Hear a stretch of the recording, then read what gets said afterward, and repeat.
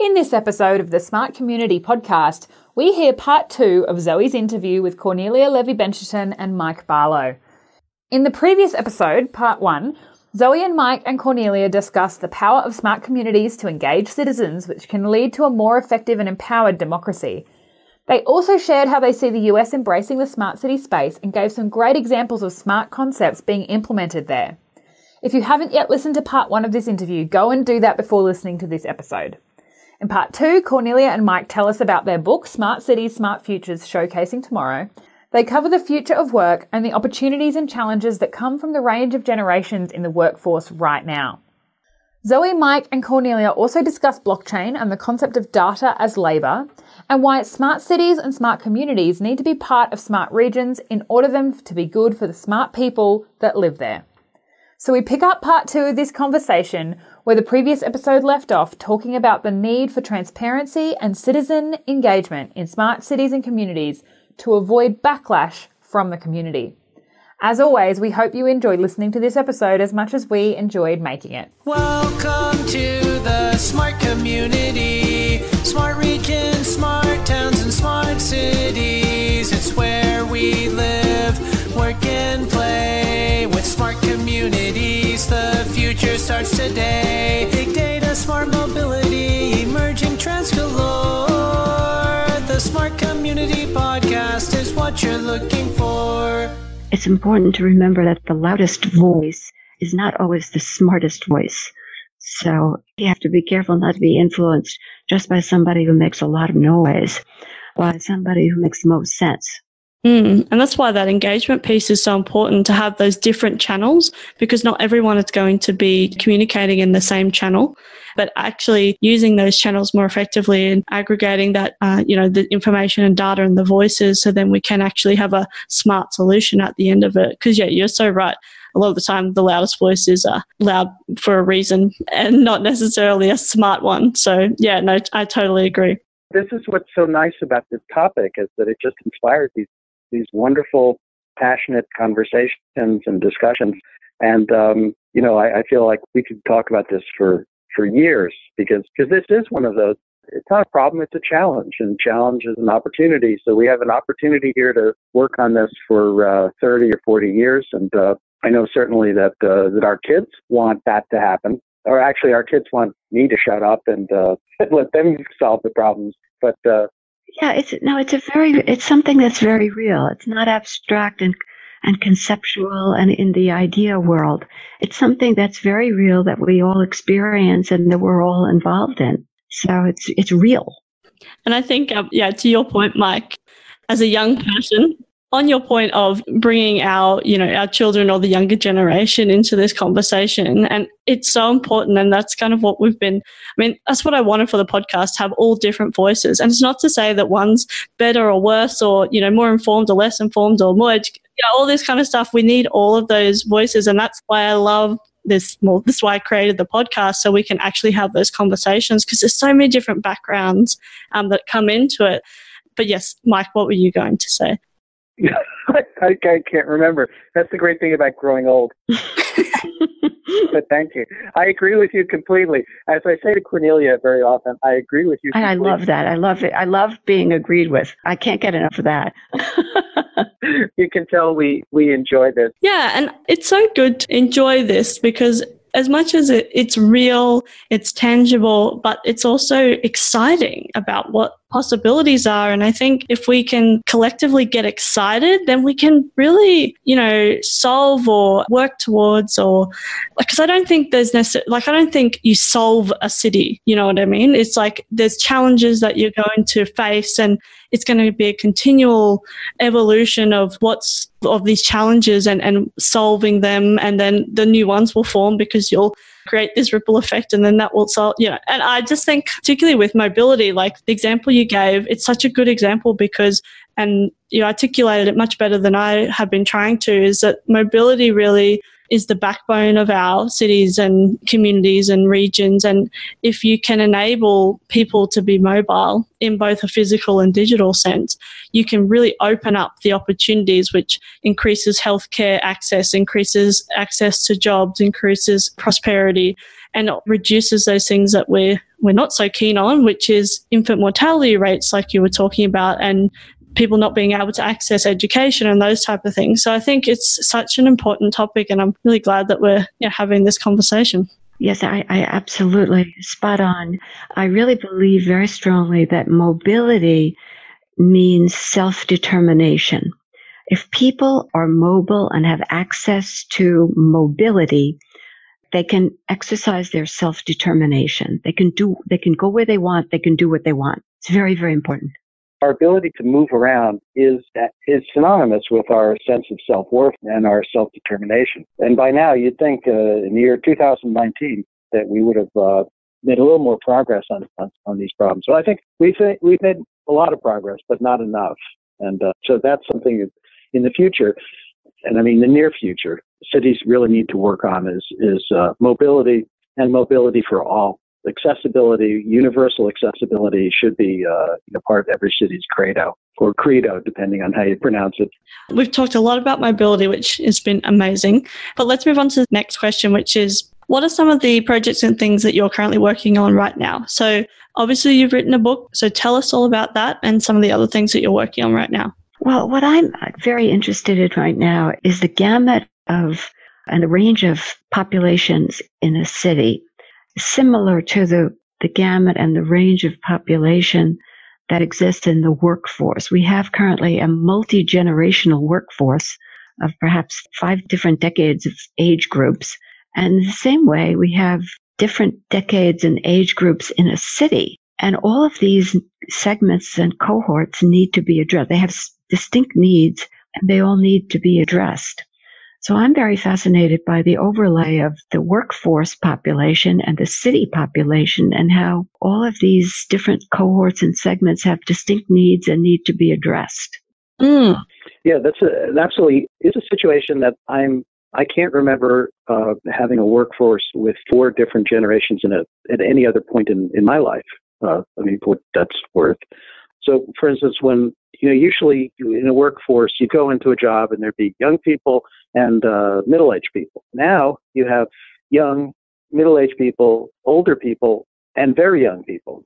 And in some cases, you have very old people. So you've got this, and I realize I'm treading on the dangerous ground here by not using totally PC language, but since I am one of those older people, I feel crusty enough to be allowed to say that. But what I'm trying to say is that this idea of, as Cornelia was saying, of blending multiple generations, all with their own views of the universe, into a single workforce, and having that workforce work together and collaborate and produce happy economic results, that's a real challenge that we're only beginning to grapple with now. And the idea, for instance, of continual learning, where it's nice to have a degree, but as we know, new software languages are being invented like practically every 2 hours. There are literally thousands of software languages and thousands of platforms. It used to be that there were only 2 platforms. You could use Windows or Linux. Now there are thousands of platforms. It's insane, and people need to keep up with those by learning, not just once in college or in trade school or something like that, or going back to get a certificate. They need to be learning like over the weekend. They need to be, if someone says, you need to learn Ruby on Rails, you can't say, well, I need to go back to school for that. You need to jump on it and learn it, start learning on Friday, so by Monday you can have a conversation about it. And that's not imaginary, that's real. Yeah, we have such a range of people in the workforce right now. For example, we have millennials. Employers are complaining that the millennials graduate from school, college, and they're totally unprepared for the workforce. So they need to be trained again. They don't know how to run a meeting. They don't know how to make an agenda. They don't know how to get along nicely with people and play in a team. So the employers feel that it's risk. They need to educate and help the millennials be successful on the job, but it's very risky to provide them with training because they'll up and go to another, take the training and go up, get out of there and go to another company and use it somewhere else for a higher salary or whatever. They're very, it's not a reliable workforce in many ways. On the other hand, you have another cohort in the workforce, the Gen Xs, where the employers are less likely to want to train them because, well, they're older. However, those people are much more stable, are less likely to move, take the training and go elsewhere and use it. And they're ready to lead. They are actually people who are quite stable and will benefit from any learning or coaching that an employer can provide. So it's a tricky time for firms, for employers, and for the workforce also, because there's so much going on. And of course, everyone is being disrupted by technology. People don't know if they're going to be able to keep their job or not. There's so much competition from foreign workers who perhaps earn a lot less, and then threats from automation and artificial intelligence. And the workers are experiencing a great deal of anxiety and stress. So with all of that, there's a lot of problems and areas to be fixed and to be solved in all of that. Let me just jump in. And so here's the beginning. Here's Zoe. Now we're going to start arguing. So actually, our kids are millennials.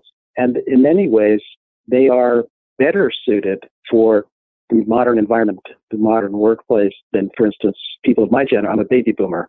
So part of the issue isn't so much that the millennials don't know how to work in a workplace. It's that people like me don't know how to supervise millennials, because millennials have very different values, thank God, than than baby boomers, and certainly than my parents, who were, from the world's, what do they call that? Oh, the Depression era people who grew up in the Depression, which was through no fault of their own, had a very, very different attitude towards life than people like me who came of age in the 1960s and 70s. And, that's the reason why we rebelled and grew our hair long and smoked pot.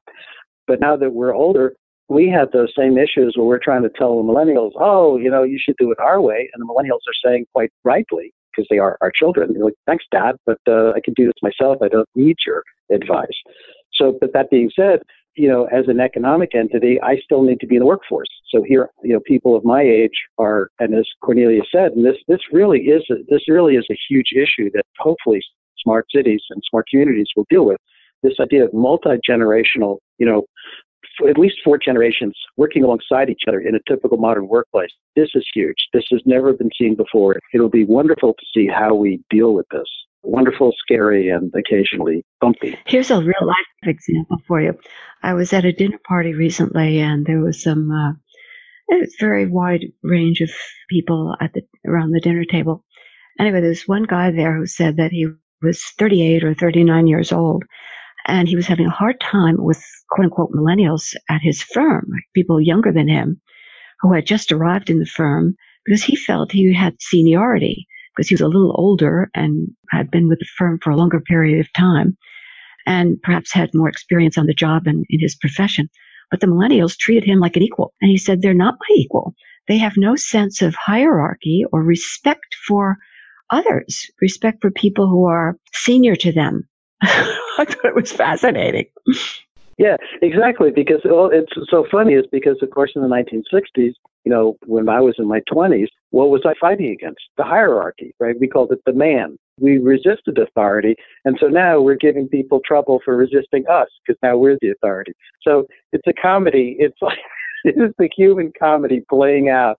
In the old days, we would have retired, but because no one is allowed to retire anymore, let me put it this way. Most of us cannot afford to retire. So I'll be working and, as long as I can. And that means that I have to be, ready to work with people who are, as Cornelia said, Gen X's, millennials, and what's the next thing after? And Gen Z's, yes. It's on us. It's on everyone to try to figure out how to work together. Diversity really has a new amazing meaning. Kind of when we used to say diversity, we were talking about race and ethnicity and gender, and now we're talking about age. And it's fascinating. It's wonderful, fascinating, and scary. Well, being a millennial, I can tell you what I think. Feel free. Yes, lay it. It's your turn now. Yes. So I'm a bit of an older millennial. I think the term is elder millennial. I think I'm in between an elder millennial and a new one. Anyway, I think that millennials get a bad rap, and I think Gen Zs will get the next one. But from our perspective, and again, we're all different. That's the other thing too. But we do, I feel, have this strong passion and purpose drive. And I think a lot with employers, that's a little bit challenging to take, because we'll give 100% if we're super passionate about something, and we get really annoyed when, if you're in a job and say there's other people in that job that aren't doing that, but you're giving 100%, but because you're younger, you don't get taken seriously. You haven't been there that long, but you've got these ideas and you can understand, well, you feel like you can understand what's going on because you're living and breathing it, technology wise, for example, whereas you have to listen to, say, the hierarchy that are just trying to work out what a hashtag is. Exactly, That's hilarious. Right. Yes, and what is a hashtag, by the way? Yes. That's And, right. So I think it's a really interesting time, and I think that millennials will offer. You give a millennial a passion and purpose, and also they don't mind doing the work as well. If they can see, they don't mind getting the coffee or writing the minute notes once they work out how to do an agenda. But also they probably think that stuff is stupid because it wastes time and effort, and it was the way that we've always done it. And they're wanting to do new things like, why do we have to meet every day? Why can't we, send each other a Slack message or something like that and just work it out from there, because I'm really focused on this other thing. So I think that we can't just keep doing it the way we've done it. Otherwise, yes, millennials won't fit in, but I don't think that they should. I think that we need to start adapting and changing, because millennials will come through and they want a certain thing. Gen Zs are going to come through next, and a lot of research, happening about the future of work and what that will look like. And millennials are already starting it, but other generations are grabbing onto it as well, because it's a better way to do things, which is you don't necessarily go to a job and stay in that job and then die in that job. You are going to be adapting and changing and pivoting. And, I'm living the millennial dream at the moment. So I contract 3 days a week to a large engineering firm. So I'm an engineer. I get to do all that stuff, engineering-wise, and in smart mobility and smart cities and all that kind of stuff. And then I do the podcast on the other couple of days. And people are not quite used to it yet, because they're like, what? How can you do that? The drudgery doesn't exist for me. And I feel it's a very strange experience, because you feel like work and life you should have to drudge through it. Not to say that it's super easy all the time or anything. There's lots of different challenges, but I think it's going to look very different. I think it's going to be really fun. There's also I think with the changes in business models, we won't necessarily have this hierarchy or this, older generation running these businesses. That's the other thing too. These younger people are going to be disrupting. So then, of course, they're going to take the training or whatever they're doing and move to the next one. But I think with the training aspect of it, they take the training and they move. Okay, that's not a good outcome per se, but they can also come back. That's the other thing. They're very mobile. We move around. But the other thing is, if you don't train them and then they stay, they end up as some of the same deadwood that's in some of the organizations that we're talking about. No, it's true. And of course, having been a manager in the 1980s, deadwood was the bane of our existence. So I think, again, both, our kids are millennials. And they're wonderful and they're really hardworking. I don't know 3 people who work harder than Elliot, Paul, and Janine. So they just, they do those like 18-hour days. And I'm amazed at their work ethic, all things considered. So it's more, I think, what's an issue is the challenges, as you said, and as you both said, is evolving our social systems and our business systems to accommodate everybody's needs. And part of it is us geezers, #geezer, understanding. Geezer is an American expression for old person. Understanding how millennials perceive the world. And then I think that millennials sometimes think that we got it made. You got a house, you have cars, and it's like, why are you worried? And of course, because we're human beings and we worry about, every human being worries about the future. And us baby boomers worry about the future. One, because we like to, we were raised to worry about things. And since this is a podcast, I can't show you my draft card. Cornelia's heard this story a million times. Believe me, I know how to worry about stuff. I think the other thing is like the way we do this is a high trust, high respect environment, right? So, and it's not like that's easy to say, but not necessarily easy to enact. But it takes time, and you're gonna like there's challenges and you'll make mistakes and there'll be problems and issues. But if there's a high trust, high respect environment, then you'll be able to move forward together. And I think the future of work is such a fascinating topic because I think it will change so much, and also realizing how much it has changed already. I've been watching Mad Men, which is just great show. Nothing happens in that show, but I'm just fascinated by it.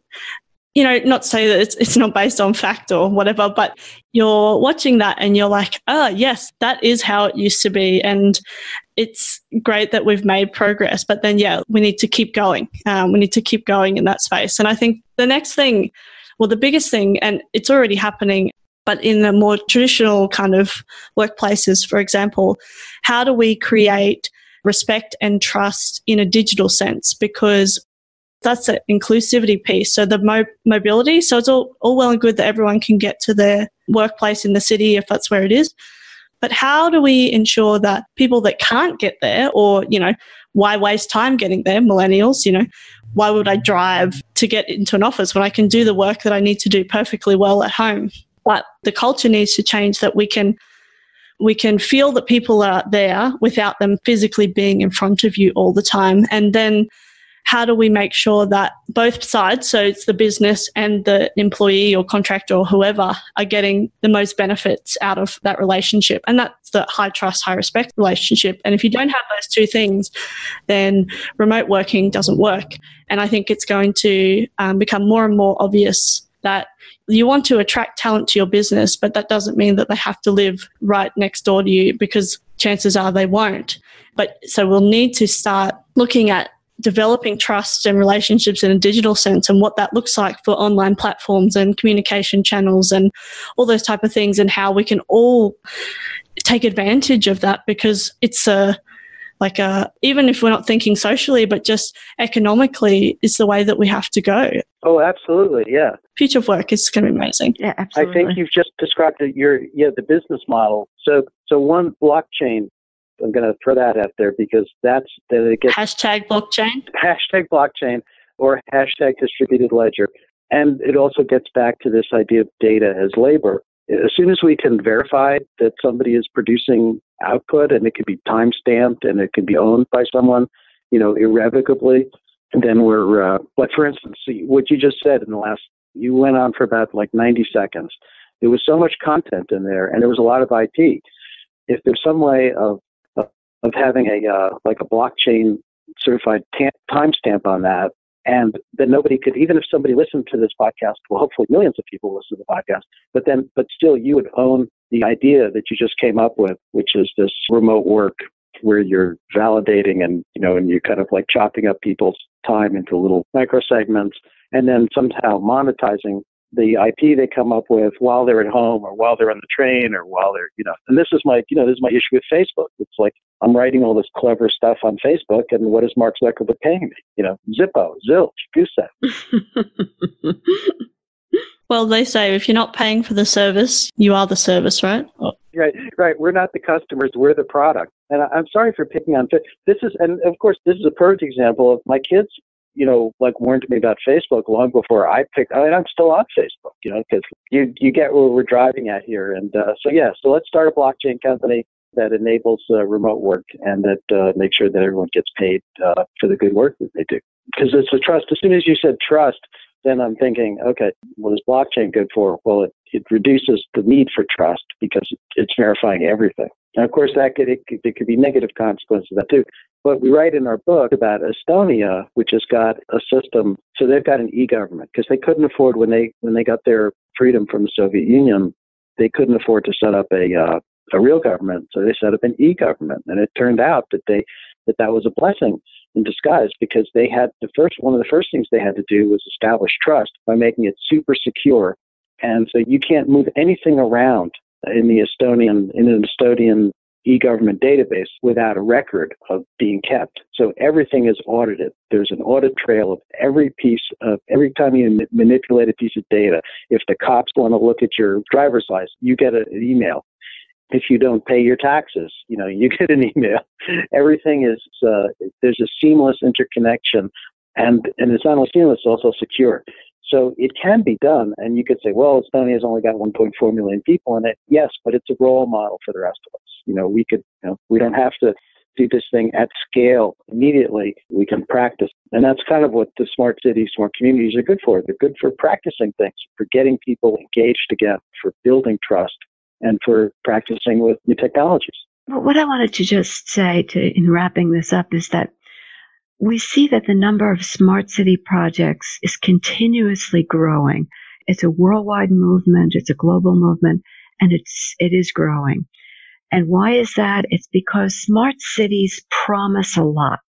They seem to provide the answers to the questions that we have and to the challenges that we're facing. So they offer a wide range of different benefits on all levels: economic benefits, social benefits, obviously the technology benefits. One of us was saying before, they're great for test beds.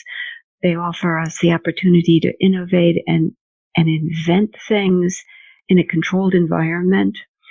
And they offer the opportunity for cultural exchange. They're rich in terms of access to different cultures, to art, to music, to diversity. Things that stimulate our ideas and our imagination. So it's just a wonderful field, and that's what we attempted to write about in the book. It's a phenomenal, interesting topic that is very, very engaging. Yes, cities offer critical mass.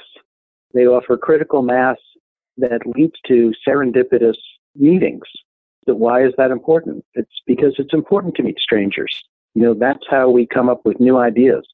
And that's how somebody who was a stranger yesterday can be your business partner tomorrow, or your friend, or your life partner.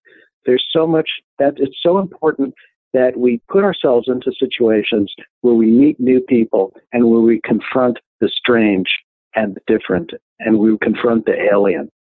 And cities are the perfect laboratories for that. They're the perfect places to live. They're living laboratories. They're petri dishes for people. But that's a good thing. And that's one of the reasons why this, people have been leaving the farm for 6,000 years. Ever since farms were invented 6,000 years ago, people have been trying to get off of them. And, cities is where they go. And that's one of the reasons why the population of the Earth, inescapably, we are becoming an urban planet. From 1950 to 2018, the urban population jumped from 751 million to 4.2 billion. By mid-21st century, 2/3 of us will live in cities. Cities will grow in size and scale. The future is in cities. Yes, the world will have more than 43 megacities with populations of at least 10 million. Clearly, the world of tomorrow will be a world of cities. But will they be smart cities? That's up to us, we, the people. We choose. So let's work together, and let's make good decisions, and let's help make the planet a better place. Better, safer, more sustainable, and more fun. Well, I think that's a perfect way to wrap it up. And I think with cities being part of regions, that's kind of what I like to bring about with the Smart Community podcast. Is it is about people are moving to cities, but then there's also these regional hubs, and cities are part of these regions. And so being able to be a smart city means you have to be connecting with those regional, your whole region. So then we can move easily across borders, both physically and digitally. And that's where you meet the strangers and increase the diversity. And that's where the innovation and ideas really come to life, I think. Great. Yeah. And definitely, let's make this part of an ongoing conversation, because this is clearly something we can, we're all three of us are passionate about this. And the idea of using, for instance, light rail to connect cities within regions, that's really, we could do an hour on that, because that's all these things that you brought up are just so important and so critical. Okay, well, where can we find your book? Because our listeners would be so keen to read it. So tell us where you can find it. Yeah, Amazon. Go to Amazon. It's in bookstores. is published by Wiley, the world's largest publisher of business and science books. Wiley is one of the world's oldest publishers, and they were a publisher of Herman Melville. So if you're a Moby Dick fan, you'll be in good company. Smart Cities, Smart Future, Showcasing Tomorrow is available in bookstores everywhere. The easiest way to get it would be to go to the Amazon, your Amazon site and search for Smart Cities, Smart Future. Or you can go directly to the Wiley website and, again, search for Smart Cities, Smart Future. And we urge you to read it because that way you will have the tools and the terms and the lexicon for joining the conversation. And hopefully you'll find our passion to be inspiring, and we will inspire you to join the conversation and to participate and to be engaged in the Smart City movement, because it will save the world. I really just have one last question now. I said that before, but this is the real last question, which is, how can people connect with you? Well, what I would suggest is that people connect with me on Twitter, and my handle is @Bencheton. And if they connect with me, I'll follow you back, and you can DM me for any questions you might have or any information that you might want to share. That'd be fine. Perfect. I'm also on Twitter. My handle is @Mike7Pilot. Feel free to follow me on Twitter, and I will follow you back. And yes, I look forward to interacting with and communicating with everybody on the social media nut. You can also find me on Facebook and LinkedIn. So yes, Twitter, Facebook, or LinkedIn are easy to find. Just search for Mike Barlow, and you'll find me. Yes, and I'm on LinkedIn as well. Okay, cool. We'll put all the links in the show notes so people can click away and find both of you. So thanks again for coming on to the Smart Community Podcast. Wonderful to be here. Great to meet you. Thank you, Zoe. Yeah, you too. And we'll have some more conversations. Wonderful. Look forward to that. Thank you, Zoe. Thank you, Zoe. Thanks so much for listening to the Smart Community Podcast. Show notes for this episode and all other episodes are available on our website, mysmart.community. If you have any questions for us or any of our guests, you can email hello@mysmart.community or find us on the socials. We are on LinkedIn, Facebook, and Twitter @SmartComPod. That's com with 2 M's. If you are enjoying the podcast, please leave us a rating and review at wherever you listen. This really helps us reach more ears, so thank you in advance. As always, I hope you enjoyed listening to this episode as much as I enjoyed making it.